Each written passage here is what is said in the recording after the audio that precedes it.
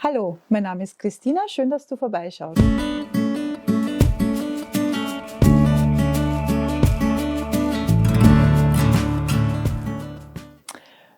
Für alle, die mich noch nicht kennen, mein Name ist Christina und hier auf meinem Kanal dreht sich alles rund um Fasern. Ich färbe, ich spinne, ich stricke und ich webe. Und ich erzähle euch etwas über meine Projekte, die ich angefangen habe, die ich fertig gemacht habe. Und heute geht es auch ein Projekt, das ich erst anschlagen werde in Zukunft.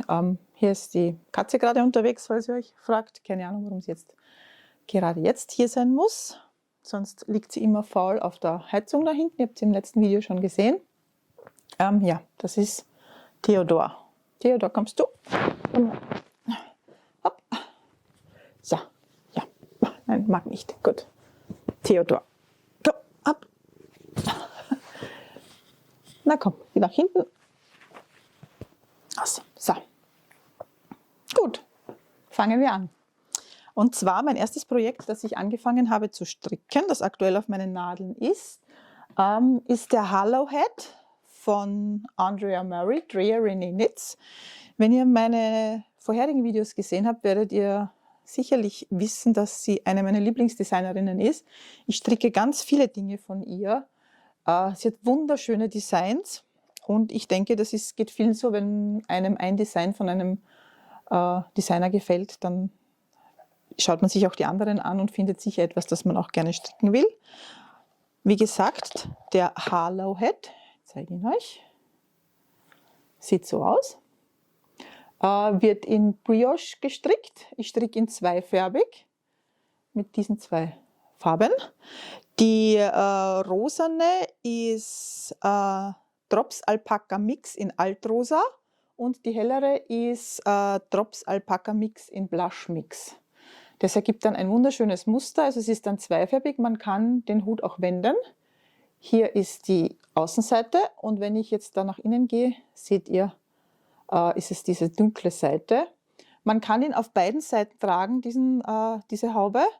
Der einzige Unterschied ist oben bei der Abnahme, die sieht auf den Seiten, also innen und außen verschieden aus und je nachdem, welche Art einem besser gefällt, muss man zu Beginn entscheiden, was die Hauptfarbe, quasi die Außenfarbe ist, beziehungsweise die Innenfarbe. Das ist nicht mein erster Hollowhead, den ich stricke, sondern der dritte. Zwei habe ich für meine Arbeitskolleginnen gestrickt, allerdings schon im Frühjahr und sie auch schon verschenkt, deswegen kann ich sie euch nicht zeigen, aber es ist eine ganz tolle Haube. Und ich habe auch Wolle hier für eine weitere, und zwar möchte ich sie in dieser Farbkombination stricken. Also dieses Petrol und dieses Lila, das ist auch Drops Alpaca, ist super fluffig weich. Ich stricke sehr gerne mit der Drops Wolle. Ich habe die in allen möglichen Variationen. Und diese Farbkombi finde ich einfach ganz toll. Bin schon gespannt, wie dann dieser Hollowhead aussieht, wenn er dann fertig ist. So, das zweite Projekt, das ich aktuell auf den Nadeln habe, ist der Sophie Scarf von Petit Knit. Ich bin jetzt noch nicht so weit. Die Wolle ist Inka Alpaca, das ist 100% Baby Alpaca. Das ist eine super weiche, kuschelige Wolle. Also sie ist ganz sanft, ganz zart, sicher toll auf der Haut. Für alle, die den Sophie Scarf nicht kennen, es ist nicht wirklich ein Schaltuch, sondern man kann ihn zweimal, also es gibt zwei Versionen, einen kurzen und einen langen. Die kurze Version kann man einmal um den Hals wickeln und festbinden und die lange Version kann man zweimal. Ich stricke aktuell die lange Version. Die hat auch einen ganz tollen Rand, wenn ihr das seht. Das ist dieses I-Cord auf beiden Seiten. Die Hälfte des Schals wird zugenommen, die zweite Hälfte des Schals wird abgenommen und ja, ist ganz einfach zu stricken. Ist auch nicht mein erster, ich habe schon einen gestrickt. Ich werde euch hier ein bisschen Videomaterial vom anderen einblenden. Ihr müsst wissen, oder müsst nicht wissen, das ist das 3. Mal, dass ich dieses Video aufnehme. Beim ersten Mal ist ungefähr bei der Hälfte meine Batterie gestorben. Ich habe nicht geschaut, ob sie genug aufgeladen war. Den zweiten habe ich gestern aufgenommen, den zweiten Versuch. Der hat auch super geklappt. Nur als ich dann am Abend das Video editieren wollte, habe ich mir gedacht, nö, das kannst du nicht online stellen. Ich habe gesprochen wie ein Nachrichtensprecher aus den 80ern, total steif und hat mir überhaupt nicht gefallen. Und ich denke, wenn mir das Video nicht gefällt, dann wird es euch vielleicht auch nicht gefallen. Und so habe ich mich dazu entschlossen, mich heute noch einmal hierher zu setzen und euch noch einmal das Ganze aufzunehmen. Und ich hoffe nicht so steif wie das gestrige. Das werde ich dann am Abend sehen, wenn ich dann mit dem Editieren beginne. Also wie gesagt, den habe ich auch für eine liebe Kollegin gestrickt. Eigentlich wollte ich ihr ihn zu Weihnachten schenken. Nur habe ich dann am Montag erfahren, dass ich sie heute zum letzten Mal vor Weihnachten sehe. Also musste ich mich Montag hinsetzen und habe ihn angeschlagen und auch fertig gestrickt. Hat ungefähr, ich glaube insgesamt 4 Stunden bin ich gesessen, von Anschlagen bis Fertigstellung. Ich habe mir meine Vlogmas-Playlist auf YouTube angeschaut und das war ganz einfach zu stricken. Also das ist nur glatt rechts und eben das I-Cord am Rand. Vlogmas habe ich überlegt, heuer mitzumachen, aber ehrlich gesagt nur ganz kurz. Ich bin jetzt noch nicht so lange hier bei dieser YouTube-Sache dabei. Also das ist meine 3. Folge, die ich jetzt hochlade. Und ich war mir nicht ganz sicher, wie ich dieses Vlogmas gestalten soll. Für alle, die das nicht kennen, aber es werden wahrscheinlich die meisten kennen, ursprünglich ladet man da von 1. Dezember bis 25. Dezember täglich ein Video hoch. Ich war mir nicht sicher, ob ich das wirklich durchhalten würde, auch wenn ich jetzt nur sage, ich mache jetzt nur 5 oder 10 Minuten Videos. Und ich hatte auch nicht wirklich einen Plan, wie ich das Ganze angehen soll. Und somit habe ich mir gedacht, nee, so gern ich es auch tun würde und so gern ich diese auch schaue, heuer noch nicht. Aber für nächstes Jahr dürft ihr gespannt sein. Da habe ich mir fest vorgenommen, auch bei Vlogmas mitzumachen. Ja, wie gesagt, der Sophie-Schaf Scarf ist ein Projekt, das wird wahrscheinlich sicher heute fertig werden, wenn ich am Abend dann wieder Vlogmas schaue. Ganz einfach zum Stricken.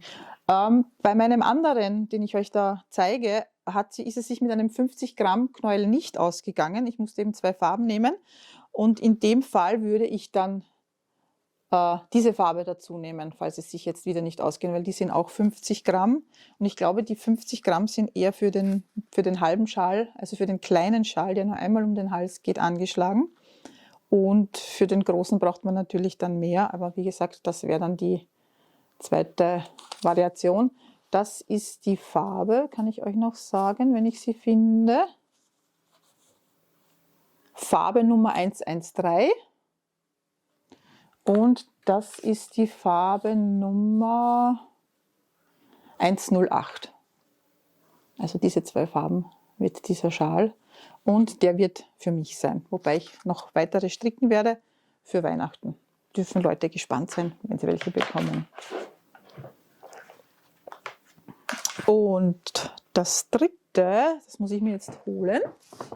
Das habe ich nämlich hier gepackt, habe ich nicht hergeholt. Und zwar ist das 3., das ich auf den Nadeln habe. Ja, viele, die, wie soll ich sagen, täglich grüßt das Murmeltier. Es ist mein, tada, Nurtured Sweater bei Dreary Knits, Andrea Murray. Dieses ist jetzt schon der 3., den ich anschlage. Das letzte Mal habt ihr ihn gesehen in dieser Farbe, dieser rosane. Ups, so. Den habe ich inzwischen fertig gestrickt. Ich habe euch in meinem letzten Video erzählt, dass ich da Modifikationen vorgenommen hatte. Ich bin eine Nadelstärke runtergegangen und habe auch noch eine kleinere Nummer gestrickt. Der Körper war super, der hat gepasst. Also beim ersten war mir der Körper viel zu groß, deswegen habe ich jetzt ein paar Variationen gemacht. Also der Körper hat beim zweiten super gut gepasst. Ich werde euch hier Fotos zeigen, wie das fertige Stück ausgeschaut hat. Ich habe es leider nicht mehr bei mir, denn er war mir hier bei den Schultern zu eng. Also der Körper hat super gepasst, aber hier bei den Schultern, ich hätte ihn tragen können, aber es hat ziemlich gespannt, auch nach dem Waschen und Spannen oder Trocknen. Und ich habe mich nicht wohlgefühlt mit diesen engen Schultern. Deswegen habe ich einer Freundin ein Bild davon geschickt und die war von der Farbe und vom Pullover begeistert. Und ich habe gesagt, also sie kann gern vorbeikommen, ihn probieren. Und wenn er ihr passt, dann schenke ich ihn ihr. Und ja, er hat ihr gepasst, er hat ihr gefallen. Und somit durfte ich jemandem eine Freude machen. Bei diesem hier bin ich jetzt bei der Nadelstärke kleiner geblieben, aber ich habe eine Nummer größer, beziehungsweise 2 Nummern größer den Körper angeschlagen. Die Ärmel habe ich immer gleich belassen, weil sie einfach gepasst haben, nur der Körper passt noch nicht. Also ich würde mir super gerne Sweater stricken, aber bis jetzt hat sich bei mir leider noch nicht das Erfolgserlebnis eingestellt, dass ich einen gestrickt habe, der mir dann auch wirklich gepasst hat. Also gepasst schon, aber wo ich dann bei der Passform zufrieden war, dass er nicht zu weit war oder zu kurz oder irgendetwas. Und ich hoffe, dass sich jetzt alle guten Dinge sind 3 bei diesem einstellt und ich den so stricke, dass er dann auch passt. Ich mache mir, wie gesagt, immer Notizen zu meinen Strickstücken, damit ich, falls ich Variationen machen muss, Bescheid weiß, wie ich welches Objekt gestrickt habe, mit welchen Nadeln, wie viel ich angeschlagen habe, was die Maschenprobe ergeben hat. Also ich finde das ganz wichtig, wenn man, damit man eben weiß, was kann ich ändern oder wie kann ich es besser machen. Ich habe den jetzt eben in dieser Farbe angeschlagen und habe mir aber gleich das Rosa noch einmal bestellt, weil mir diese Farbe so gut gefallen hat, dass ich mir den sicher noch in dieser Farbe stricken werde. Das ist die Farbe 9022 von Drops Lima Mix. Und zusätzlich habe ich mir auch die Qualität in diesem Grau bestellt. Das ist Dunkelgrau Mix und in diesem Olivmix. Also ich werde den Pullover sicher noch, also ich habe vor, ihn noch 3-mal zu stricken. Wenn jetzt dieser passt, dann eben genauso wie dieser. Ansonsten muss ich noch einmal Modifikationen machen. Und ich hoffe dann, also das ist meine Hauptfarbe, die möchte ich unbedingt dann passend haben. Also hätte ich jetzt noch 2 Möglichkeiten, Änderungen vorzunehmen, dass er passt. Das letzte Mal war ich ungefähr genauso weit mit dem Rosaroten. Der Körper ist angeschlagen. Bin da gerade beim Bündchen. Habe da, glaube ich, noch 5 Reihen zu stricken, dann geht es mit dem Muster los. Ja, ist auch ein ganz einfach zu stricken, man muss nicht viel nachdenken. Nach 1-2 Reihen hat man das Muster intus und kann das so, sage ich jetzt, nebenbei stricken. So, ja, das war, was ich aktuell auf den Nadeln habe, woran ich gerade arbeite. Fertig gestrickt habe ich, tada, den Handschuh. Das ist ein Teststrick von Julia Wilkens. Den ersten habe ich fertig, den zweiten noch gar nicht angeschlagen. Im Original wird der zweifärbig gestrickt, also dieser Teil hier mit dem Muster. Und es ergibt dann so wie eine Art Schachbrettmuster. Und ich habe einfach einen Farbverlauf genommen und ich finde, der ist ganz toll geworden. Mir gefällt auch super der rosa Daumen und das senfgelbe Bündchen. Er passt super, außer das Einzige, was ein bisschen eng ist, ist hier beim Daumen. Da ist es mir ein bisschen zu eng. Ich habe mit ihr jetzt abgesprochen, dass ich den zweiten also sie bietet ihn in 3 Größen an, Small, Medium und Large oder 1, 2 und 3. Das ist jetzt die Größe 2. Und ich habe mit ihr abgesprochen, dass ich den zweiten in der Größe 3 stricken werde. Also beziehungsweise sie hat gefragt, ob jemand von den Teststrickern gerne auch die große Größe stricken möchte. Und ja, ich werde jetzt den zweiten in der großen Größe stricken, um zu schauen, ob mir der dann besser passt. Und Wenn ja, dann eben noch einen dritten, damit ich dann noch ein paar habe, beziehungsweise einen vierten, damit das Kleine dann auch vielleicht jemandem eine Freude machen kann. Die sind super warm, weil durch dieses Colorwork hat man ja innen laufen diese Farbfäden mit und somit ist das irgendwie so wie ein doppeltes Gewebe. Man hat das Stricken und hinten den Faden noch. Also sind super warm. Ich habe zuerst überlegt, dass ich noch ein Innenleben dann hineinnähe, damit sie schön warm sind, aber ich glaube, die sind so auch warm genug. Es schaut jetzt aus, als hätte der gar keinen Daumen, aber es ist ein Daumen gestrickt. Schönes Design. Es gibt noch 2 weitere Muster. Ich bin jetzt für dieses zum Teststricken ausgewählt worden. Wird wahrscheinlich am 14. Dezember veröffentlicht. Ich verlinke es euch dann gerne, den Link zu der Strickanleitung. Ja, ich habe bis 12. noch Zeit, den zweiten fertig zu machen. Das ist ein fertiges Projekt von mir. Das waren eigentlich meine fertigen, wie gesagt, den Sophia Scarf für meine Kollegin habe ich fertig gestrickt auch, aber eben leider nicht mehr jetzt hier zum Zeigen. Ja, Zukünftiges. Ich habe mir bestellt Wolle und zwar wieder von Drops. Einmal Drops Flora Mix, wieder in diesem super rosarot. Ähnlich wie das von meinem Nurtured Sweater. Und dazu die Kid Silk. Das Tipseln ist der Hund, der mich besuchen kommt. Kennt ihr schon, der läuft da gerade unter der Kamera vorbei. Das ist wieder Blush Mix, die Farbe. Und dieses, was ist das? Mohair und Silk, also Mohair und Seide, ist Erdbeersorbet, nennt sich diese Farbe.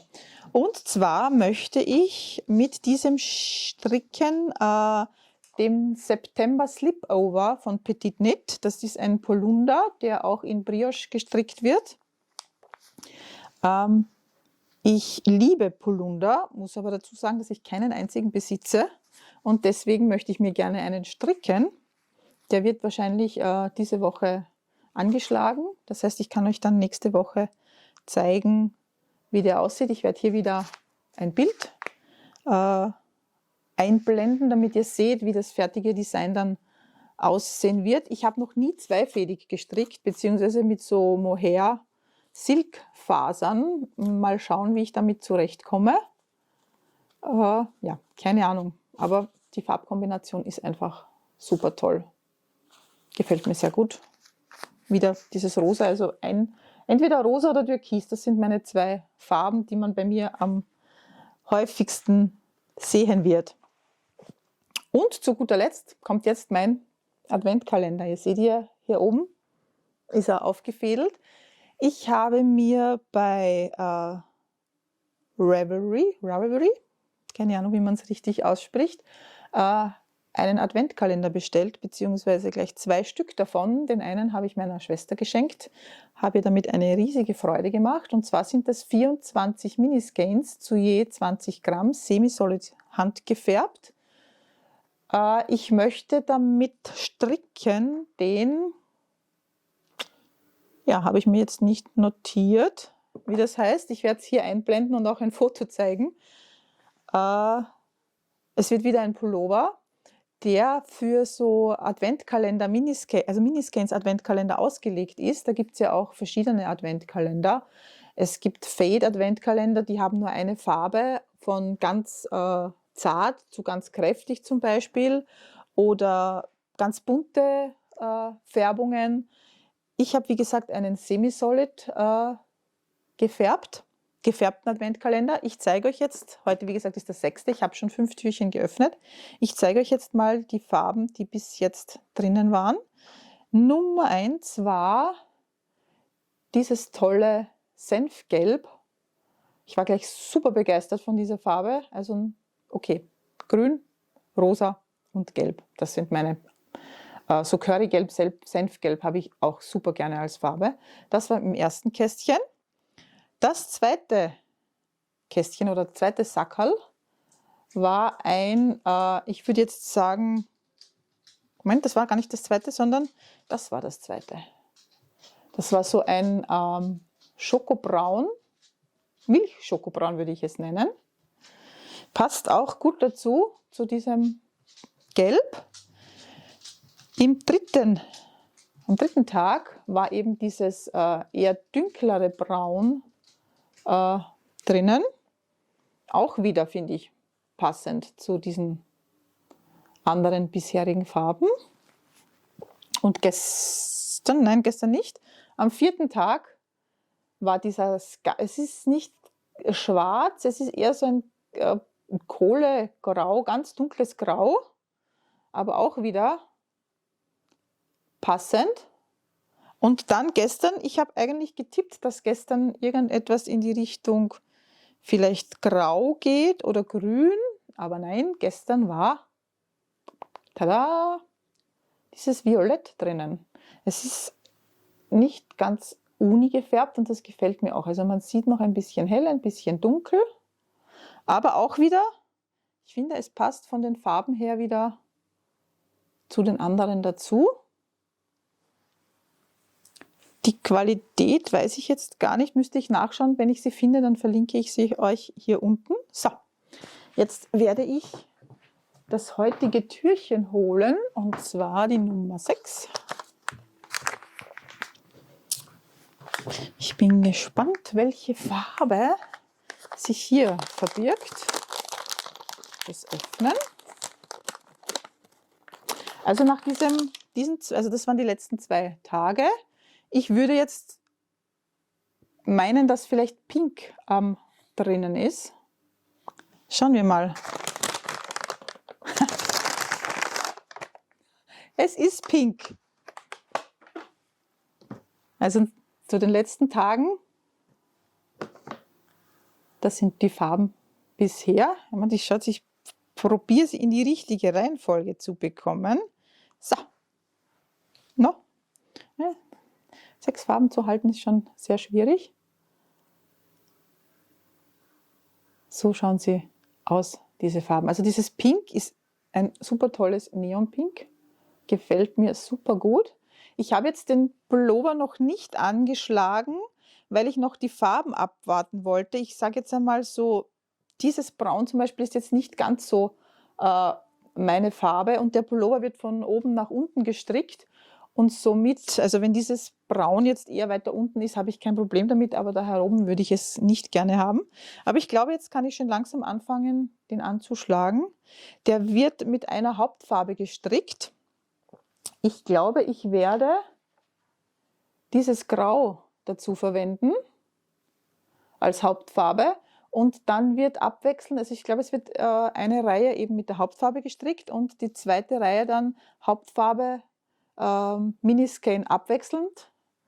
So ergibt sich das Muster beim Körper, und die Ärmel werden andersherum gestrickt. Da wird mit den Miniskeins immer eine Reihe gestrickt, das ist quasi die Hauptfarbe, und die Hauptfarbe vom Körper wird dann zur Nebenfarbe, die man dann zwischendurch strickt. Also das wird mein Adventprojekt 2023. Ja, wird jetzt demnächst angeschlagen, kann ich euch dann vielleicht beim nächsten Mal schon zeigen. Ja, das war's von mir dieses Mal. Ich hoffe, es war interessant, was ich gezeigt habe. Ich konnte euch ein bisschen mitnehmen, woran ich gerade arbeite oder was ich vorhabe, in Zukunft zu stricken. Bei uns hat es heute Nacht das erste Mal geschneit. Also ihr müsst wissen, ich wohne am tiefsten Punkt in Österreich auf 127 Meter Seehöhe.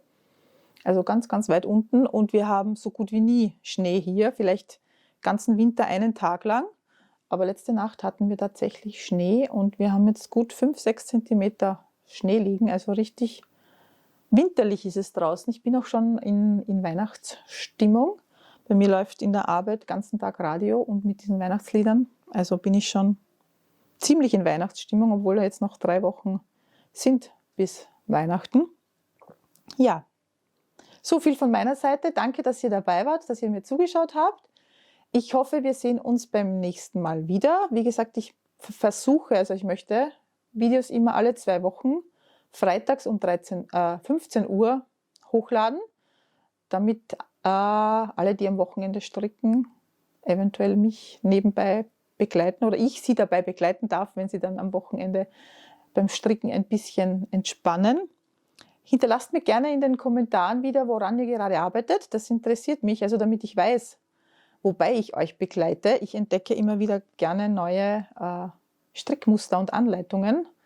Also bitte einen Kommentar hinterlassen. Natürlich auch gerne Kritik oder was gefällt euch an dem Video, was könnte ich besser machen, was interessiert euch, worüber kann ich berichten, erzählen. Ich habe zum Beispiel jetzt kommenden Samstag also mache ich bei einem Webworkshop mit, Weben für Anfänger. Ich habe meinen Webrahmen, der hier steht, schon einmal benutzt. Ich bin mit dem Ergebnis zufrieden.